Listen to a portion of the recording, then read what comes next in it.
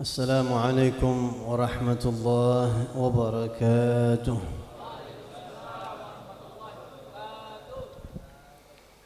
الحمد لله وكفى، والصلاة والسلام على نبيه المصطفى سيدنا ومولانا محمد وعلى آله وأصحابه أهل الصدق والوفاء.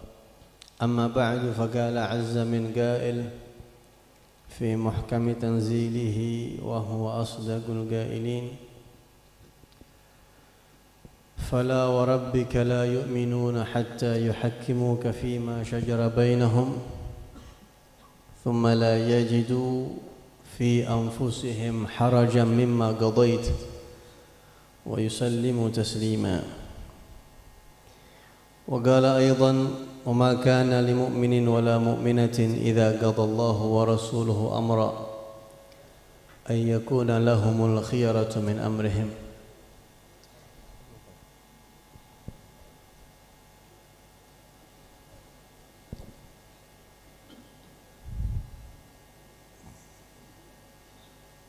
Kita ucapkan ahlan wa sahlan kepada Al-Habib Naufal bin Muhammad Al-Aidrus dari Solo.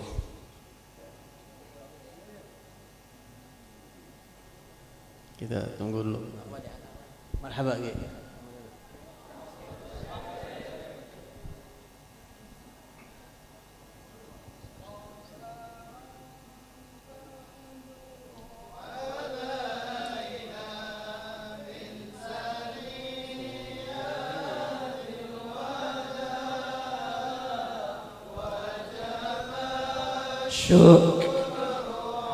علينا ما دعا لله داء طلع البدر علينا من ثنيات الوحداء وجب الشكر علينا ما دعا لله داء. Alhamdulillah, kita kedatangan Habib Naufal bin Muhammad Al-Aidrus. Jadi nggak lama-lama kita ceramah, insyaallah. Al-Mukarramun, para habaib, wabil khusus Al-Habib Naufal bin Muhammad Al-Aidrus, dan juga para kiai, para asatid, para muallimin yang begitu banyak hadir bersama kita, terutama Al-Mukarram wal-Muhtaram Al-Ustadz Al-Haj Maknun SAG, Al-Mukarram wal-Muhtaram Kiai Al-Haj Jamhari, Al-Mukarram wal-Muhtaram Al-Ustadz Al-Doktor Nafis Qurtubi MA, Al-Mukarram Al-Muhtaram Al-Haj Hasbiyallah, dan juga para hadirin, para orang tua, para tokoh masyarakat yang minta maaf kalau namanya ada yang kagak kesebut sama saya. Kita doain guru-guru kita, kita doain para habaib-habaib kita, kita doain para ustadz-ustadz kita biar Allah kasih panjang umur dalam sehat walafiat. Allah berikan perlindungan kepada beliau-beliau semuanya insyaallah. Amin ya rabbal alamin. Alhamdulillahirabbil alamin. Kita bersyukur kepada Allah di malam hari ini kita kumpul di sini di tempat yang baik untuk memperingati, merayakan maulidnya Nabi besar kita Muhammad sallallahu alaihi wasallam, yang insyaallah lewat maulid ini kita minta, kita berharap kepada Allah mudah-mudahan kita bisa tambah cinta sama Nabi Muhammad. Sebab kita hadir acara maulid, sebab kita ngadain maulid, insyaallah kita tambah kenal sama Rasulullah, dan nama Nabi Muhammad di hati kita semakin besar, sampai kita minta kepada Allah mudah-mudahan setelah Allah nama yang paling besar adalah nama Nabi kita Muhammad sallallahu alaihi wasallam. Karena memang salah satu hal yang wajib kita ketahui umat Islam, yang mesti kita yakinin, wajib kita jadikan akidah kita adalah bahwa Nabi kita Muhammad sallallahu alaihi wasallam ini adalah makhluk yang paling agung, yang paling mulia. Enggak ada Allah Subhanahu wa taala ciptakan makhluk yang lebih utama, lebih mulia daripada Nabi Muhammad sallallahu alaihi wasallam. Wa afdalul khalqi 'alal itlaqi nabiyyuna famil 'anil shigagi. Makhluk yang paling afdal secara mutlak adalah Nabi kita Muhammad SAW. Jangan ikutin pendapat yang aneh-aneh yang mengatakan malaikat lebih mulia dari Nabi Muhammad atau Nabi fulan lebih mulia. Itu semuanya pendapat yang enggak ikut jumhur, di luar daripada keyakinan kita Ahlus Sunnah wal Jamaah. Gampangnya Abu Yazid Muhammad Al-Maliki mengatakan di atas tingkatan Nabi, di atas derajat Nabi, di atas maqam Nabi Muhammad cuma ada Allah. Enggak ada tingkatan lagi, udah ujung. Cuma ada Allah, yaitu Tuhan. Ya, enggak ada makhluk lagi di atas tingkatannya Nabi Muhammad SAW. Dan makam atau tingkatan kedudukan yang di bawahnya Allah, Nabi Muhammad SAW. Enggak ada lagi di atas itu. Sampai-sampai Allah Subhanahu wa taala di Al-Qur'an mensejajarkan, menyamakan taat sama Allah sama kayak taat sama Nabi. Taat sama Nabi sama kayak taat sama Allah. Ini magam yang sangat tinggi. Allah berfirman di Al-Qur'an, "May yuti'ir rasula faqad ata'a Allah." Siapa yang taat sama Nabi, nurut sama Nabi, sama kayak taat sama Allah. Saya misalnya kalau di pesantren ini saya suka nyuruh misalnya ketua harian. Kadang-kadang santri kalau disuruh sama ketua harian, kamar 8, ayo sekarang semuanya kudu makan bareng misalnya. Kadang-kadang masih ada yang ngegampangin gitu. Makan tar ogah-ogahan dia makannya. Tapi kalau misalnya saya bilang di masjid, yang nurut sama dia berarti nurut sama saya. Kagak nurut sama dia berarti kagak nurut sama saya. Perintah dia adalah perintah saya. Itu kayak apa tuh? Allah gituin Nabi Muhammad SAW. Kagak ada makhluk yang Allah sejajarin perintahnya sama dengan perintah Tuhan kecuali Nabi Muhammad. Sejajar. Makhluk yang perintahnya mutlak. Bayangin hadirin sekalian. Saya ambil contoh, kita ambil contoh. Ini sering saya sampaikan di mana-mana. Biar kita tahu magamnya Nabi Muhammad SAW. Biar kita tahu tingginya pangkatnya Nabi Muhammad SAW.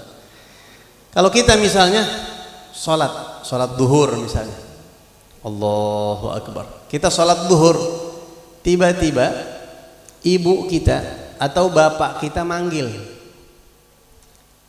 Siapa namanya kira-kira? Udin deh, tadi soalnya dibikin contoh Udin itu namanya. Ya. Ini Udin sholat duhur, begitu sholat duhur takbir Allahu Akbar, tahu-tahu nyanya sama babanya manggil, Udin kemari tong. Kira-kira ini Udin sholatnya batalin apa kagak? Batalin apa kagak? Haram batalin sholat wajib, haram, nggak boleh. Kalau sholat sunnah nggak apa-apa batalin, tapi kalau sholat wajib nggak. Hak Allah lebih besar. Sholat ini hak Allah. La ta'ata li makhluqin fi ma'siyatil khaliq. Hatta walaupun misalnya kita disuruh berbuat sesuatu yang enggak dikasih sama Allah sama Nabi, tetap kita enggak boleh taat. Kita lagi sholat duhur nih, enggak boleh kita ngebatalin sholatnya kecuali darurat ya. Ada ketentuan-ketentuan yang di fikih. Tapi kalau kita enggak darurat, dipanggil doang sama nyak kita sama bapak kita, Udin kemari lu tong, lagi sholat, haram kita batalin sholat sengaja. Sholat wajib kagak boleh dibatalin. Kalau sholat sunnah nggak apa-apa emang, tapi kalau sholat wajib nggak bisa. Hak Allah adalah hak yang paling besar, gitu ya. Atau kalau misalnya kita sholat Allahu Akbar, tahu-tahu guru kita yang kita mondok 10 tahun sama beliau, diajarin, dibimbing dari nol sampai kita bisa macam-macam. Kita sholat duhur dipanggil sama beliau, Udin kemari lu tong, boleh gak kita batalin? Nggak boleh. Begitu ya, karena hak Allah itu besar, saking besarnya sholat, nggak boleh. Kalau sholat sunnah masih ada toleransi. Tapi andai kata kita sholat Allahu Akbar, tahu-tahu Nabi Muhammad datang. Andai kata kita hidup di zaman Nabi begitu, atau Nabi Muhammad dihidupkan lagi sama Allah, ini andai manggil kita, ya Udin ta'al, wahai Udin kemari kamu. Boleh gak kita batalin sholat? Boleh gak kita batalin sholat? Boleh. Cuma Nabi yang punya kewenangan itu. Ini sholat kagak boleh dibatalin nih. Ini mutlak sholat. Cuma Nabi. Cuma kalau Nabi manggil. Dan ini kejadian di sahabat. Ada satu sahabat sholat, Allahu Akbar. Dipanggil sama Rasulullah. Saya lupa namanya. Ya fulan. Dia kagak nyautin. Dia tetap sholat. Ampe assalamualaikum rahmatullah, assalamualaikum warahmatullah. Dia samperin Nabi Muhammad, marhaba ya Rasulullah, labbaik ya Rasulullah. Kenapa ente nggak nyautin tadi anak panggil? Kenapa ente nggak nyamperin tadi anak panggil? Saya sholat tadi ya Rasulullah. Lihat kata Nabi, ama sami'ta qaulahu ta'ala. Apakah kamu belum pernah dengar firman Allah di Al-Quran yang bunyinya, ya ayyuhalladzina amanu stajibu lillahi walir rasuli idza da'akum lima yuhyikum. Wahai orang-orang yang beriman, sautin, samperin kalau dipanggil buat Allah dan Rasulnya. Cuma Nabi Muhammad dan Allah yang bisa tuh. Kalau Allah nggak mungkin manggil kita ya, mati kalau kita dipanggil sama Allah. Nabi manggil kita fulan ta'al. Jadi magamnya Nabi sangat luar biasa. Andai kata kita lagi berdiri, tahu-tahu sebelah kanan kita ada Nabi Muhammad manggil kita, sebelah kiri kita emak bapak kita manggil kita berbarengan, dua-duanya manggil bareng. Kira-kira yang kita sautin yang mana dulu kira-kira? Saking besarnya hak Nabi Muhammad SAW. Kenapa kok Nabi Muhammad lebih daripada orang tua kita? Walaupun ya kalau untuk bakti sama orang tua, Nabi Muhammad bukan main nyuruh bakti. Tapi yang kita bahas ini bukan soal masalah kita bakti, bukan. Tapi yang kita bahas hak Nabi Muhammad itu lebih besar daripada hak siapapun. Hak Allah lebih besar daripada hak siapapun. Kemudian yang kedua, hak Nabi Muhammad lebih besar daripada hak siapapun. Kenapa kok Nabi Muhammad lebih besar daripada orang tua kita haknya? Karena Nabi Muhammad adalah orang tua kita juga. Nabi Muhammad adalah ayah kita, hadirin sekalian, ayah kita. Kita ini anak-anaknya Rasulullah. Bahkan Nabi Muhammad ini adalah, kita kan punya orang tua banyak. Ya, kalau kita mau pikir-pikir, kita ini punya orang tua banyak. Sayyidina Ali aja mengatakan aba'uka thalath. Ayah kamu ada 3. Yang pertama abuka alladhi waladak. Bapak kandung kamu tuh yang kita lahir. Saya Muhammad bin Alawi, abah saya. Kita kudu hormat sama dia, kudu bakti sama dia, kudu nurut sama beliau, sama orang tua kita. Yang kedua, wa abuka alladhi zawwajaka ibnatah. Ayah kamu yang kamu dinikahin dengan putrinya, mertua. Mertua itu orang tua kita. Kagak ada bekasnya tuh Pak mertua. Kalau bini bisa ada bekasnya. Kalau orang tua ada bekasnya apa kagak? Kagak ada. Ono bekas orang tua saya, ono dulu bekas mertua saya, nggak ada. Mertua mah sampai kapan aja tetap mertua itu. Ya, andai kata ada sepasang suami istri nikah, bininya mati meninggal, kira-kira gugur gak tuh kemertuaannya? Kagak, tetap mahram ala ta'bid, tetap boleh cium tangan sama dia. Walaupun udah cerai misal kata, tetap mertua tuh, orang tua kita itu yang kudu kita hormatin juga. Yang ketiga, wa abuka alladhi 'allamak. Orang tua kamu yang ngajarin kamu ilmu. Kita ngaji sama siapa? Itu bapak kita tuh, bapak ruhani kita istilahnya.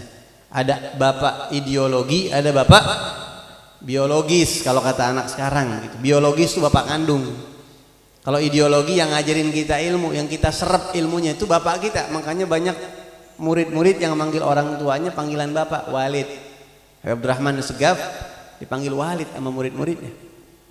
Ini orang tua saya. Atau kalau di Mekah yang kita sering dengar Abuya Sayyid Muhammad bin Al Malik itu murid-muridnya manggilnya Abuya. Abuya. ayah kita, ayahanda begitu. Dari semua bapak-bapak kita ini dan orang tua, bu guru kita mungkin banyak. Ada satu bapak yang paling besar, yang paling agung, yaitu Nabi Muhammad. Kalau kita baca Maulid Simtud Durar, di situ kita baca Nabi Muhammad disebut Al-Abil Akbar, ayah yang paling besar, ayah paling agung kita, yang melebihi daripada orang tua kita. Dan ini binasil Quran, Allah berfirman di Al-Quran, yang nyebut Nabi Muhammad itu bapak adalah Allah sebut di Al-Quran apa? An-nabiyyu aula bil mu'minina min anfusihim wa azwajuhu ummahatuhum. Istri-istri Nabi adalah ibunya orang mukmin. Ibu kita tuh, Sayyidatuna Aisyah, Sayyidatuna Khadijah, Sayyidatuna Hafsah, itu ibu kita. Berarti suami mereka siapa kita? Bapak kita.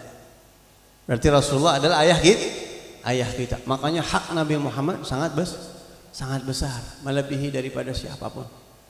Nah, kita adain Maulid Nabi Muhammad SAW ini supaya kita semakin tahu betapa besarnya hak Rasulullah SAW. Terakhir penutup, karena sudah ada novel. Ada beberapa orang yang berpendapat. Ada seorang wartawan dulu, saya lupa di tahun berapa gitu. Ada kejadian pada seorang ulama besar di Syam, namanya Syekh Abdullah Al-Ghumari. Ini seorang ahli hadis di zaman. Di Syam dulu ada orang yang mengatakan, dia bikin pernyataan begini, seorang wartawan, dia bikin di media cetak atau di media yang lainnya, dia mengatakan bahwa Nabi Isa lebih afdol daripada Nabi Muhammad, katanya. Nabi Isa, kata dia, lebih afdol daripada Nabi Muhammad. Apa alasan dia? Alasan dia karena Nabi Isa alaihissalam tidak diciptakan daripada sperma, kata dia. Nabi Isa ini tanpa ada laki-laki yang hubungan dengan Sayyidatuna Maryam, a'azzakumullah. Sehingga asal usul itu menjadi barometer ukuran orang itu mulia apa kagak, lihat asal usulnya. Karena asal usul Nabi Musa katanya langsung Allah hembuskan ruh kepada Nabi Isa, kepada Nabi Isa alaihissalam. Sehingga Nabi Isa ini lebih afdal daripada Nabi Muhammad, katanya orang. Ya, ini hadirin sekalian, salah satu misi musuh Islam. Apa sih yang ditargetin musuh Islam? At-tashkik. Mereka itu pengen bikin kita ragu. Bagaimana caranya supaya virus keraguan ini masuk ke otak kita? Ragu sama Quran, ragu sama Nabi Muhammad, ragu sama keturunan Nabi Muhammad, ragu sama sahabat Nabi Muhammad, ragu sama istri-istrinya Nabi Muhammad, ragu sama ulama-ulama. Ini penyakit yang dihembuskan sama mereka. Bikin ragu dulu. Kalau udah ragu gampang ntar goyang-goyanginnya. Kan sekarang begitu, di mana-mana lagi ramai itu di medsos. Emang dari dulu pengen bikin umat Islam ragu-ragu sama Islam ataupun elemen Islam. Nah, ini salah satunya nih, konyol nih orang bilang.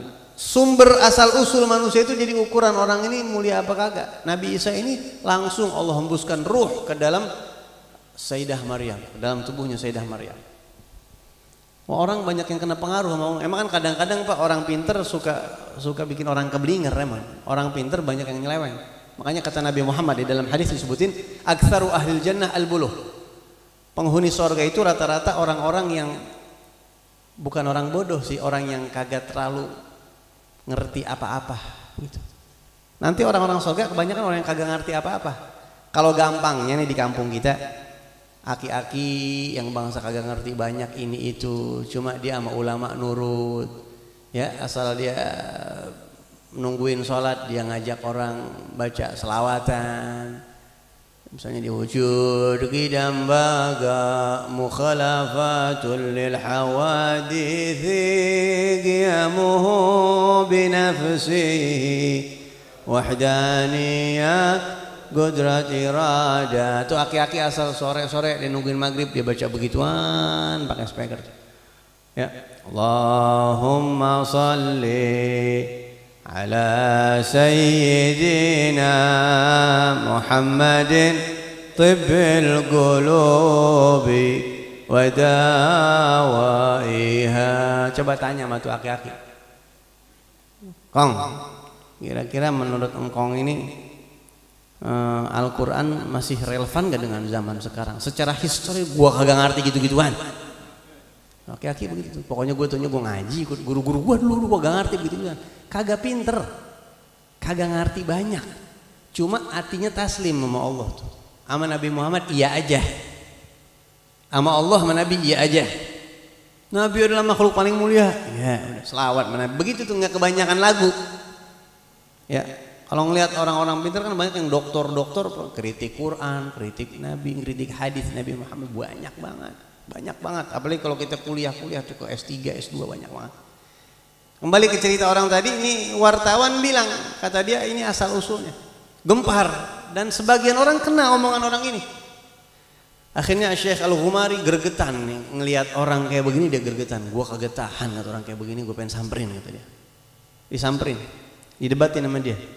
Kenapa ente bisa-bisanya ngomong bahwa Nabi Isa lebih afdal daripada Nabi Muhammad? Ya karena asal usulnya. Lihat dong asal usulnya. Ya, Nabi Isa asal usulnya lebih baik. Oh, jadi orang itu mulia karena asal usulnya? Iya. Ini yang kayak begini nggak kena pakai ayat, nggak kena pakai hadis, nggak usah pakai logika.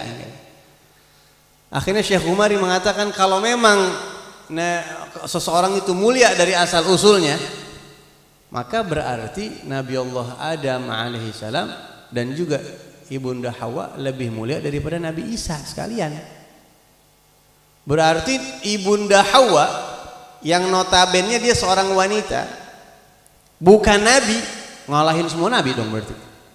Begitu ya, memang orang kudu pinter tuh, ada kudu pinter begitu. Bahkan lebih parah lagi kata beliau, berarti ontaknya Nabi Soleh, tahu ontanya Nabi Soleh? Naqatullahi wa suqiyaha fakadzabuhu fa'aqaruha dan seterusnya banyak tuh ya. Ontak Nabi Soleh itu keluar dari batu, nggak pakai beranak. Nabi Soleh itu punya ontak, disebutnya naqatullah, ontanya Allah. Ya. Itu ontak nggak pakai beranak, batu keluar ontak tuh. Lebih aneh lagi, berarti ontak Nabi Soleh lebih afdal daripada seluruh para nabi dan rasul. Begitu, diamnya orang. Kalau semua ngelihat nggak begitu ya akhi. Saya sampai kalau kata nih orang datang ke Bekasi, saya pengen sampai ngomongin begini. Lu tahu pete nggak? Pete itu dalamnya ada belatungnya tuh. Belatung pakai beranak apa kagak tuh? Kagak ada. Belatung itu lahir kagak pakai beranak. Kemana tuh akalnya, masa belatung lebih mulia dari orang? Ya. Jadi kemuliaan itu bukan dari asal usul ya akhi kata dia. Kemuliaan itu ada ukuran-ukuran yang lain. Nah kita Ahlus Sunnah wal Jamaah, kita meyakini bahwa kagak ada makhluk yang lebih mulia daripada Nabi Muhammad SAW. Enggak ada nabi, enggak ada malaikat, enggak ada siapapun, jin apalagi manusia, enggak ada yang kedudukan pangkatnya lebih tinggi dari Rasulullah, dan setiap saat kedudukan Nabi naik terus dan enggak ada ujungnya, enggak bisa diukur. Fa inna fadla Rasulillahi laisa lahu haddun fayu'riba anhu natigun bifami. Keutamaan Nabi Muhammad kagak ada batasnya. Setiap detik naik terus, setiap detik naik terus, kagak berhenti dan enggak bisa diungkapin pakai mulut. Fayu'riba anhu natigun bifami. Mudah-mudahan berkahnya Maulid Nabi, nama Nabi Muhammad besar di hati kita. Kita bawa sampai meninggal dunia, mudah-mudahan ya. Allah ukir di hati kita nama yang paling besar setelah Allah adalah Nabi Muhammad SAW, dan mudah-mudahan ini bisa jadi pegangan kita hari kiamat, kita ketemu Nabi Muhammad dan Nabi Muhammad SAW kasih syafaatnya kepada kita, dan kita rasain kebesaran nama Rasulullah di hati kita, kita rasain manfaatnya nanti di hari kiamat kita duduk sama Nabi Muhammad SAW. Ala hadhihi wa ila hadratin Nabi al-Fatihah.